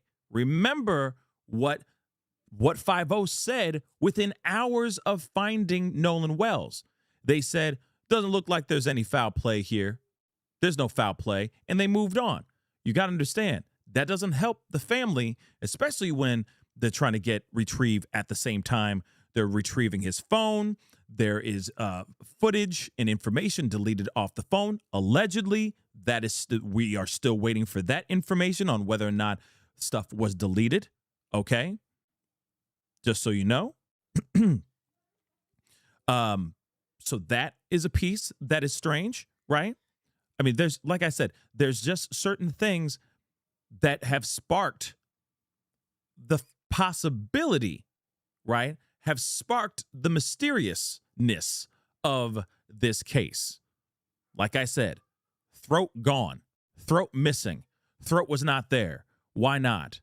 That doesn't make any sense. You see what I'm saying? So like I said, you know, it would be different if it was like, hey, all of his body parts were sent out to Washington, D.C. from the medical examiner's office from Jackson County, sent up to Washington, D.C. All his body parts are accounted for. They were able to do their due diligence, do all of their research, do their testing and whatnot. And then they were able to come up with things being inconclusive or indeterminate and all that. But the fact that you got throat missing, that is a huge, big ass problem.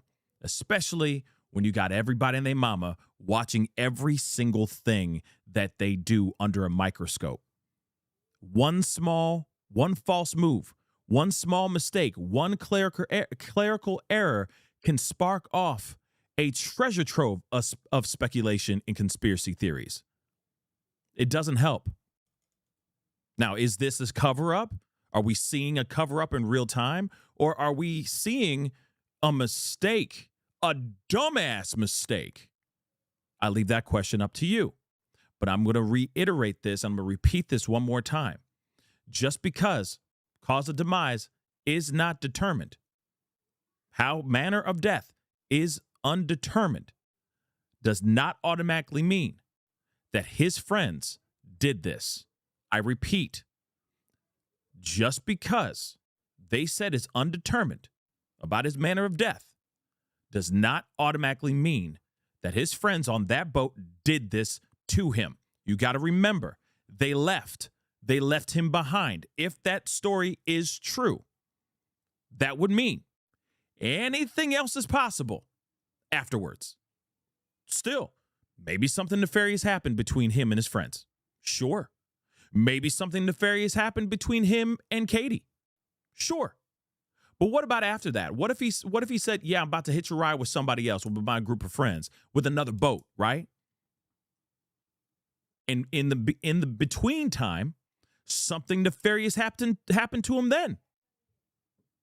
They also said his date of death or time of death was undetermined as well, which is also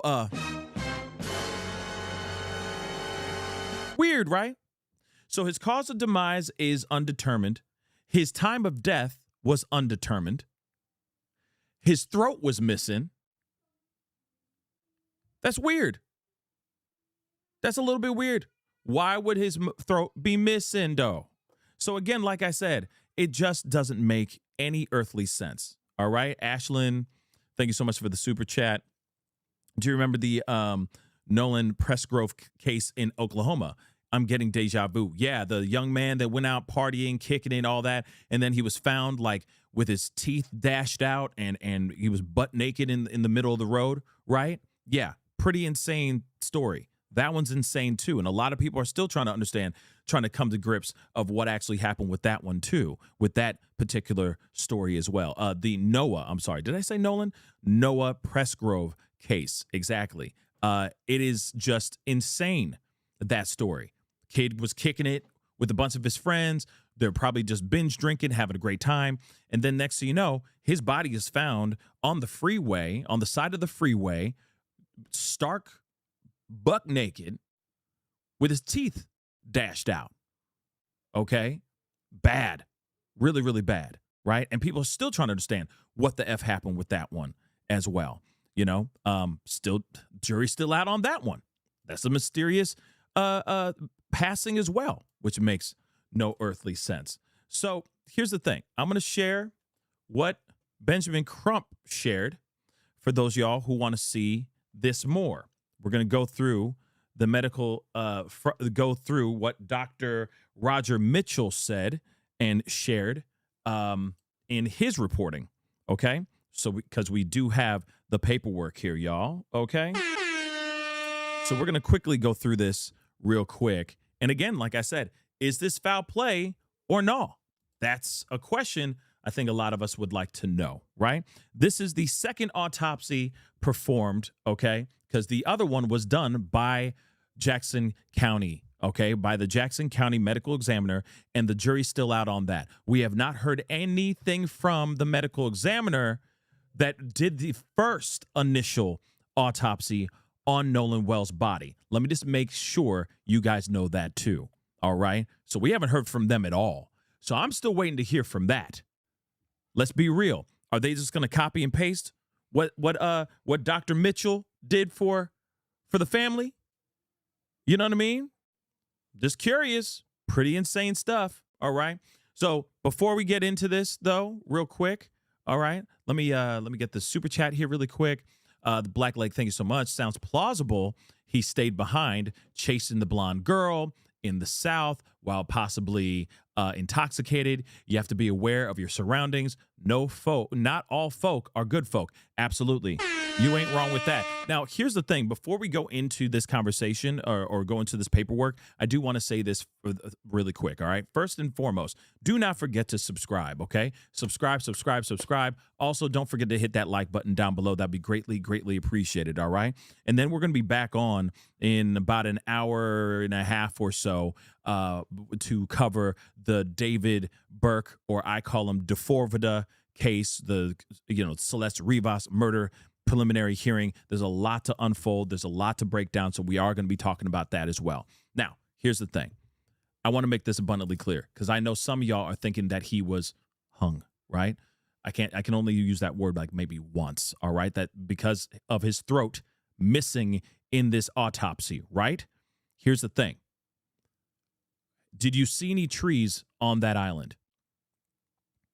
The only way that this could have happened, that he was suspended in the air, if you get what I'm saying, by his throat, by his neck, the only way they could have done that is if he got on a boat, traveled out to somewhere, they suspended him from some sort of apparatus or a tree, then took his lifeless body and put his body out in the same area that his body, that the party was at, that 4th of July party was at on Horn Island. That's the only way that could make sense. But here's the thing. If that was the case, and if he was on a second boat with some friends, and they did leave Horn Island, where is that boat? Who is boat number 2? I keep saying that, guys. Who be on boat number 2?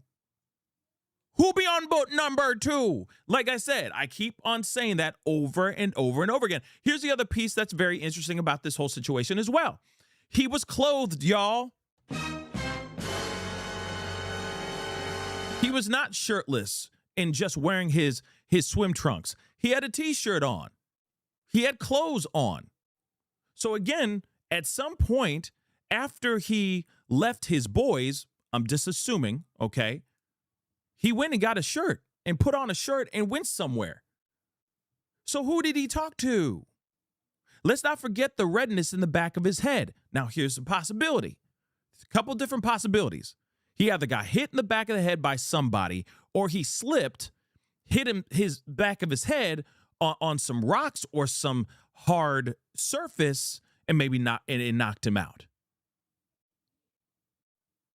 You see what I'm saying? So there's still some possibilities, or you never know. That little, redness in the back of his head, he literally could have been like trying to pick up something from under a table and banged his head randomly. And he's like, shoot. Yeah, I'm good. Let's go. Let's go, man. Let's go party. And then they left. And that could have nothing to do with his demise. That could have nothing to do with his death. I just want to make that abundantly clear. Okay? Just so you know. So, we don't know the discoloration in the soft tissue in the back of his head, okay, of the occipital region, okay? Could be anything. Etiology unknown, right? Body received, we're just going into the paperwork here, okay? Says date of death unknown, okay? Date of death unknown. The body received after initial autopsy, marked decomposition, coronal incision of the scalp, brain removed, Y-shaped incision of the anterior torso, organs removed. Now, everybody gasped at that. And then he was like, yo, that's standard procedure. They will take out the organs and dissect and do their research and all that, and then put the organs back in. So no, this is not a Kendrick Johnson situation, okay? Or there was another case like this too, where they said that the body, the organs were missing in the kid. I forgot the story, or I forgot the case. Out in Illinois, I think his body was found in a shallow river. I forgot his name. I think it starts with a C. Years ago, we talked about that. But anyway, moving on. Accompanying the body in the body cavity. So the organs were removed, but they were put back into his remains, or his organs were put back into his body in a bag. Okay, so that's what they're saying. Accompanying the body in the body cavity, all right, is the organs in a bag in his body. Okay. Anterior internal neck structures absent. Anterior internal neck structures absent. Not received with body. That is the biggest thing that everybody's looking at and going, wait, what the F does this mean? And a lot could be said within the throat. And the fact that the throat is missing is a massive, massive problem. Like I said, it could explain a lot, or it could not explain anything at all. But the fact that that piece of his body is not there is a huge mother-loving problem. Additional procedures performed during second autopsy. Bilateral facial dissection. Let's move on to the next one. No fractures, no evidence of deep tissue injury. Posterior head dissection. Focal area of red discoloration in the soft tissue of the back of the head.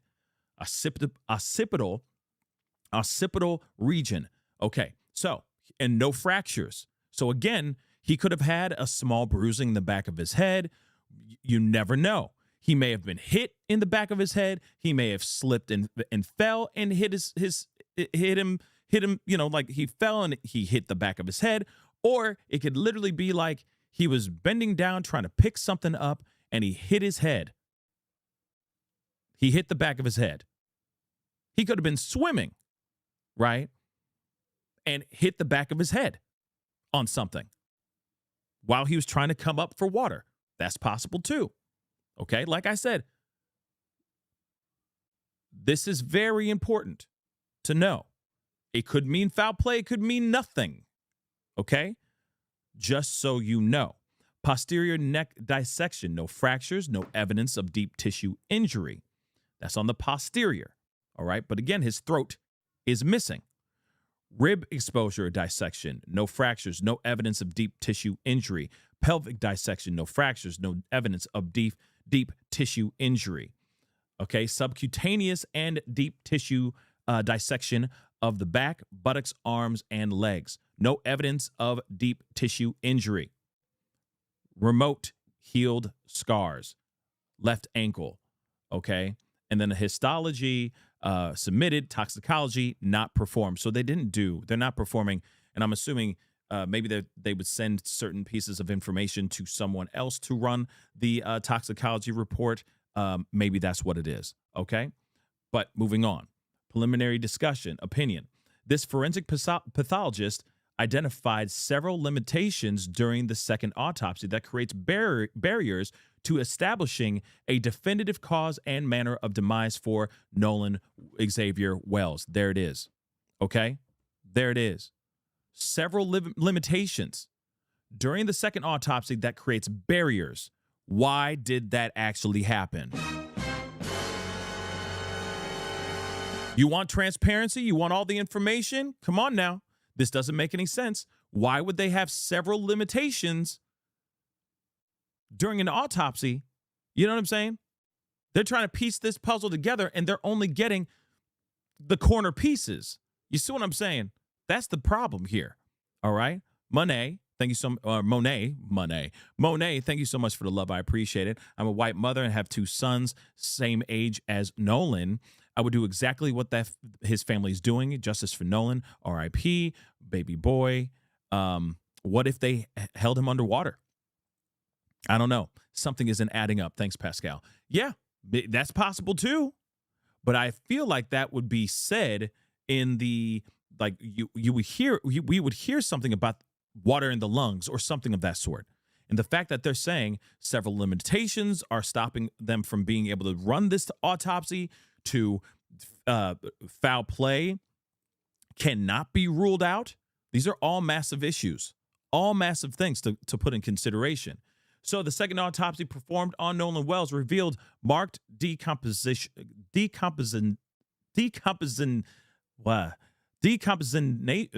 can't say it, but they marked some decomposing changes. All right. So marked decomposition can obscure the presence or absence of bruising on the skin surface, especially during a second autopsy examination. For these reasons, additional dissection procedures not performed during the first autopsy examination were performed to rule out potential blunt force injuries responsible for this actual death. These procedures included facial dissection, posterior head and neck dissection, dissection of the ribs, pelvic dissection, and subcutaneous and deep tissue dissection of the back, buttocks, arms, and legs. There were no fractures or deep tissue issues or injuries, identified. However, the dissection of the back of the head during the layered posterior neck dissection revealed a 12 by 8 inch focal area of red discoloration in the deep, soft tissues overlaying the occipital bone. The etiology of this finding is unclear. There are no lacerations of the overlaying skin nor fractures of the underlying skull. That's very important. So in other words, he got hit. There was some sort of bruising in the back, but it wasn't hard enough to hurt, to fracture his skull. Okay. And it didn't break skin. No lacerations of the overlying skin or fractures of the underlying skull. That's very important. So again, he may have hit his head randomly. Just a small bing, shoot. And he still was able to move on and live to continue living. Maybe that's what it was. Or somebody knocked him upside the head and then bad things happened afterwards. I don't know. Just to stun him or something of that sort. I don't know.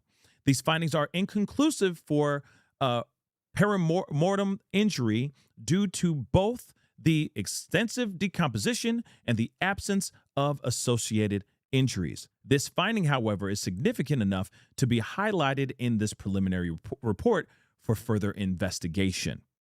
Usually they'll just be like, hey, this is what happened. This is how it went down, so on and so forth. Our job is done. Let's move on. But they're sitting here saying the fact that there's not enough here, it's significant for this investigation to continue moving forward. That is a big deal. All right. It is important to reiterate that this finding could not have been observed in the first autopsy because the posterior head and neck dissections were not performed. Let me repeat that again. It's important to reiterate that this finding could not have been observed in the first autopsy because the posterior head and neck dissections were not performed. Yeah, several limitations are holding them back because certain things weren't there, like his throat. Okay? That's the problem. Another limitation. So many limitations. This is the problem. See what I'm saying? Stirring the pot of conspiracy. You see what I'm saying? Give us all the pieces of the puzzle. More importantly, give us all the pieces of Nolan. How about that? But you're not giving us all of Nolan. Several limitations. And now you're hearing from him again saying another limitation faced by this forensic pathologist was the absence of the anterior internal neck structures. The trachea, okay, and the laryngeal, okay, laryngeal cartilage. I don't do the medical stuff, guys. Sorry, okay, but the cartilages, the thyroid horn, the hyoid bone. I don't know. The hyoid bone were not received with the body. Pieces of his throat were not with him. That's it. Okay? Yeah. Interesting. Okay? Not received with the body. It is assumed that the initial pathologist retained these structures for additional evaluation. But then why wouldn't they say that? Why wouldn't they say that? Why wasn't there a communication between pathologists, right? Forensic pathologists, send a little email, be like, yo, just so you know, medical examiner office over here in Jackson County, just letting you know, we still have his throat. We're running these for a reason, right? You see what I'm saying? The tracheal, the laryngeal cartilages, the thyroid horn, the hyoid bone, none of them were brought with his body. That's a big problem. And I feel like that some line of communication should be put out here between these forensic pathologists, the medical examiner, and of course, Dr. Roger Mitchell. But it sounds like he didn't get any information from them. And see, what had happened was email, which is weird. The retention of the anterior neck structures during an initial autopsy is a common forensic pathology practice. Nevertheless, a posterior neck dissection performed without review of the anterior neck structures is incomplete. So it's not out of pocket that they would hold on to the neck structures, the anterior neck structures, but he can't finish his job thoroughly without that piece. And he doesn't have that piece. That's weird. Therefore, the pathologist cannot rule out injury to the neck as a contributor or cause of death. That is a huge problem, y'all. So, because the initial autopsy rightfully removed and dissected each organ, there are additional limitations inherent in the second autopsy of Nolan Wells. The most significant of the limitations was the inability to directly observe the airway and lungs for water and directly observe the stomach for gastric contents.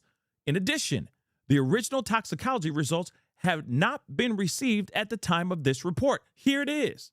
Let me repeat that again, guys. The meat right there. That's very important. Okay. The most significant of the limitations is the inability to directly observe the airway and lungs for water and directly observe the stomach for gastric contents. Do you know what that means?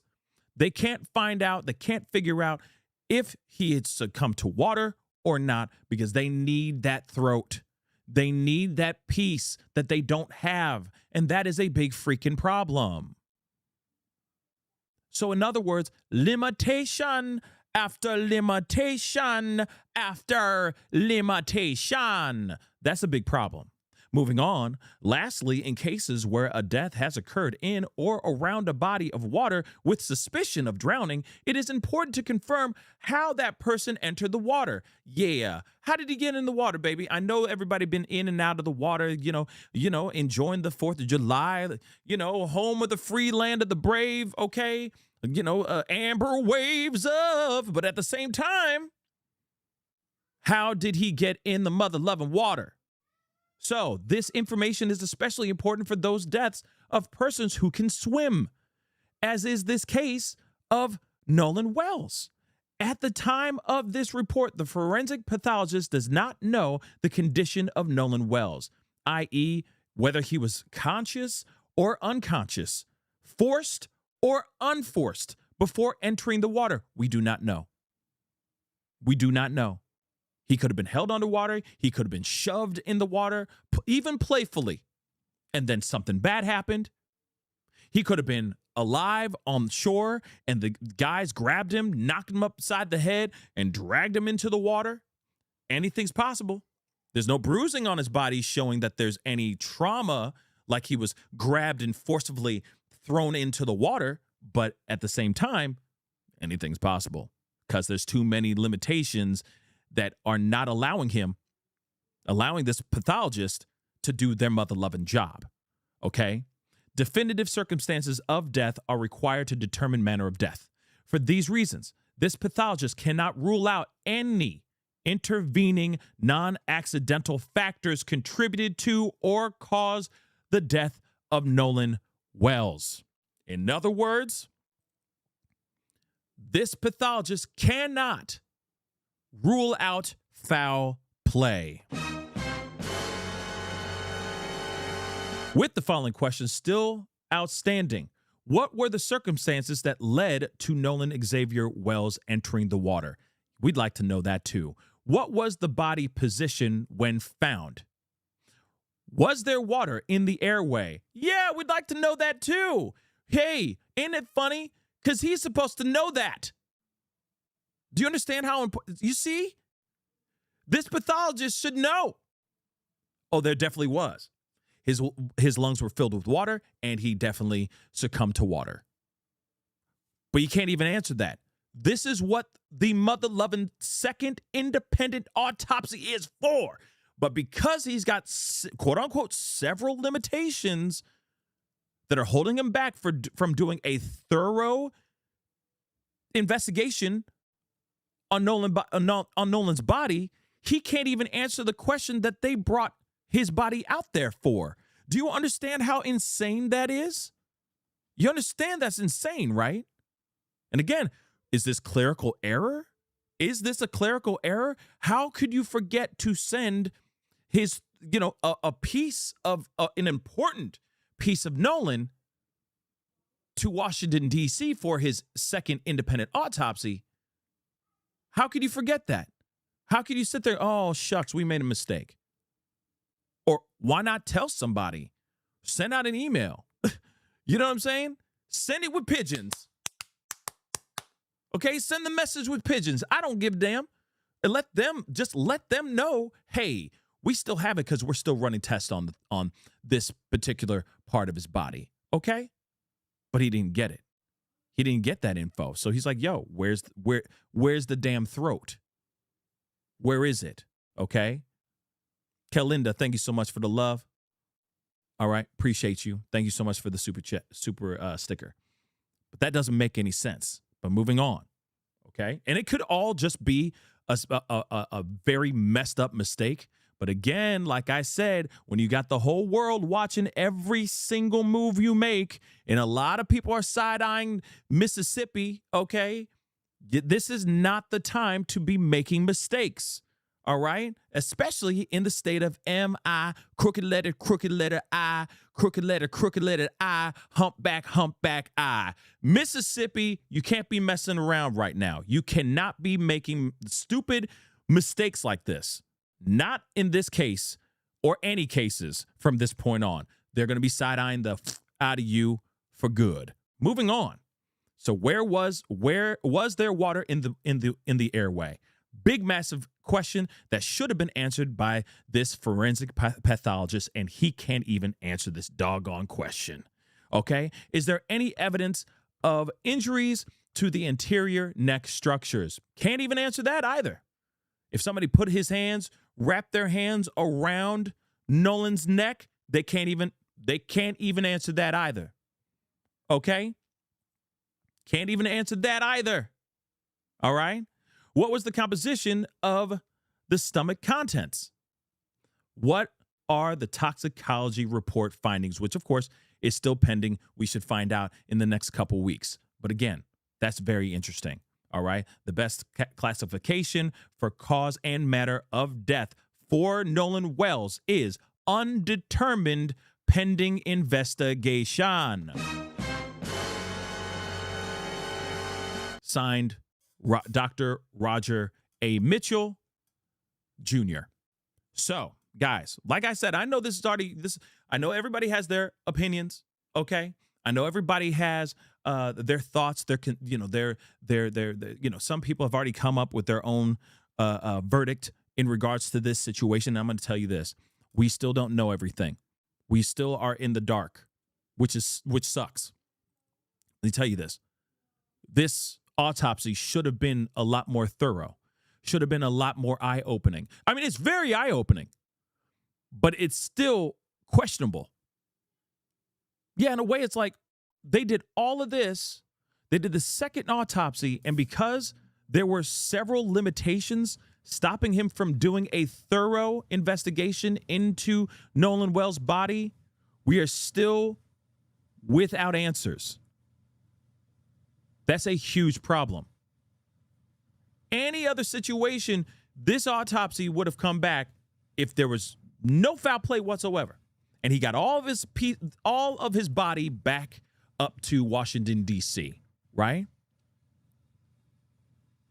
This result would not be undetermined. It'd just be like cause of matter of death was drowning. That's it. But the fact that parts of his body aren't there yet, or that weren't there, is a huge problem. And you know for a fact everybody and their mama is going to be side-eyeing that. Why did they do that? And this is the question I'd like to ask the doctor, this forensic pathologist that did the second independent autopsy. This is the question I'd like to ask him. Did he reach out to the medical examiner at Jackson County? Did he? And did they go, oh my God, it's sitting right here in a jar, my bad. Oh my God, we're sending it your way right now. Doesn't sound like that happened.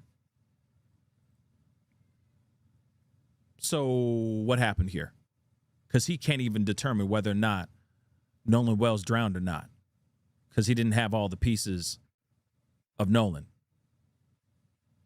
Insane, y'all. Insane, okay? Absolutely insane. Okay? So, there's that, guys. Now that we've seen the paperwork, we've gone through it, it's still inconclusive. It's undetermined, pending investigation. He's already buried. What other investigations can they do whilst this young man is still buried? His body is underground, from my understanding. They've already said goodbye to him. Would they have to exhume his body? How would they do this? How could they actually do a proper investigation after all of this, after a second autopsy? And mind you, we still have not heard from Jackson County. We haven't heard from the medical examiner of Jackson County. So what happened? Why haven't we heard from them? Are they going to respond now too? Now that they've heard this? Are they going to be like, no, here's our paperwork and it says that he drowned? You see what I'm saying? That's the thing I want to know. Okay? I mean, this is just, oh, this is crazy. This is absolutely crazy. Okay? But let me repeat this. Just because his death is undetermined, time of death is undetermined, and that there's limitations, like there was a lot of dead ends that this particular pathologist walked into while trying to do a full, thorough investigation in Nolan Wells' body, that still does not mean that these kids, that his friends on that boat did anything to him. Remember, still, that possibility is on the table, but that's not everything. A lot of things could have happened. While they're sitting there trying to figure out how to not have that boat sink, he could have walked into another altercation. He could have been fighting somebody. There's so many different things that could have happened. I am still here, guys. Don't worry, I am still here. I am still here. But still, think about that. Think about that for a second. Anything is still very possible within this whole situation. He could have left. He could have talked to somebody. That person could have gotten angry. Then something could have happened after that. God only knows. We do not know what actually happened. So before we automatically go, oh, it was his white friends. We don't know. There were other black kids at that party or on that island as well. Let's not forget that too. All right? So we don't know everything yet. We should wait until we get some more information. And let's find out what actually happened here. We should be side-eyeing everybody because everybody's a suspect at this point. Even the water is a mother-loving suspect. You understand? Just saying. Let's find out what went down, okay? But I got to wrap up the show here, guys. I'm going to be back on in about an hour, okay? Because I do have the David Burke, Celeste Rivas preliminary hearing conversation that we going to be having here in just a second, okay? So I'll be back on in about an hour. I got to go get some food. Your boy's hungry, all right? And we got a big show coming up. So make sure you stick around if you want to know what's going on with that, all right? That should be a very, very interesting preliminary hearing. Yesterday was shocking, and we still have a lot of catch up to do in regards to what we've learned from the last half of yesterday's preliminary hearing. So if you're here for it, jump back on to the live, which will be up here as soon as I get done wrapping up this show. That one will be up here very soon. Let me just tell you guys, the jury's still out. We don't know what happened to Nolan. This is very strange. This is a very sad situation. Something nefarious could have happened to this man. But then again, maybe nothing happened to him and he just had a tragic accident. But I will say what's weird.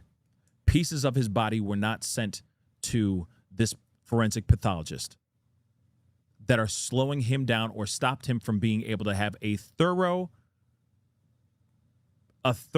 diagnosis of what happened to his body, to Nolan. That's a massive problem. And if you ain't side-eyeing that, I don't know what to tell you, because it makes no sense that there would be a clerical error like that. These guys are professionals. How could you forget a piece of his body? That's weird, guys. That's weird. Now, it could mean nothing bad. It could be nothing suspicious. But here's the thing. You go out here, you're putting... The people are already side-eyeing this. This is a high-profile case. You need to make sure every T is crossed, every lowercase I is dotted, even the lowercase J's, okay? Make sure they're dotted. Because every move you make, every mistake you make, all of these people are watching. And you're just helping add more fuel to the conspiracy fire if this was just a very bad, messed up mistake. But I'm going to ask you guys again, how can you forget to send everything that was in Nolan's body to the second forensic pathologist? That makes no sense. It doesn't smell right, guys. It just doesn't. Whether you think he drowned or no, it doesn't smell right. Anyway, guys, that is the show. I appreciate all y'all for being here. It really means a lot. Thank you so much for tuning in and being a part of this morning's show. We got a lot, okay? We got a lot to talk about. We got some more that we're going to be popping in and talking about here in just a little bit. I'll be seeing you guys in about an hour, all right? So go get some food in you. Come on back, because we got to talk about DeForvida. We got to talk about David and his disturbing little ass. All right, and getting justice for Celeste Rivas. So I'll be back in about an hour. I'll see you guys in a little bit, okay? Hit that like button down below. Crush it, do it to do. Hit that reaction button if you're watching on these other platforms, all right? If you are on these other platforms like Facebook, X/Twitter, Instagram, TikTok, Rumble, Twitch, Kick, I'm on all of them. So make sure you hit that follow button down below. Subscribe right here on my YouTube channel. Go to my second channel, The Pascal Show Clips. Subscribe over there, please and thank you. Subscribe. Hit that join button down below. Become a member. Check out my Patreon. And, of course, check out PascalMerch.com. PascalMerch.com. We got some really great stuff over there. Go check it out. PascalMerch.com. Anyway, it's time to get going. Much love to you guys, and I'll see you guys in just a little bit. We got to get justice for Celeste Rivas. So join me over there when we go live in just a little bit. It's time to get going. Be good to yourselves. Be good to one another.